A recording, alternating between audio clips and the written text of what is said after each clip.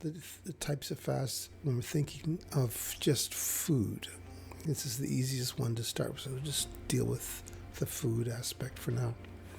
So you can do, like on the plate on the left, you can have no food, or you can select to have food during various times of the day, sometimes called an intermittent fast, or you might select only certain foods to eat at certain times.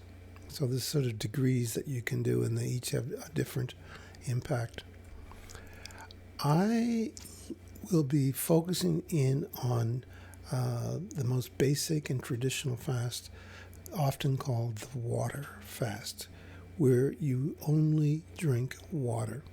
And I'll mention here at this point, please get the highest quality water that you can get if you're fasting for whatever period of time. I use a distilled water, so I distill my water and I add a few fasting minerals to it, a few drops, and that's what I drink when I'm fasting. So you can actually go online and search for fasting minerals additives, and people market a drops that you put in your water if you are fasting, to make sure that you're getting all the minerals necessary.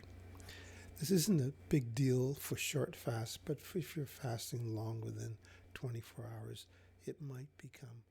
If you wish to support my work, please just buy me a coffee.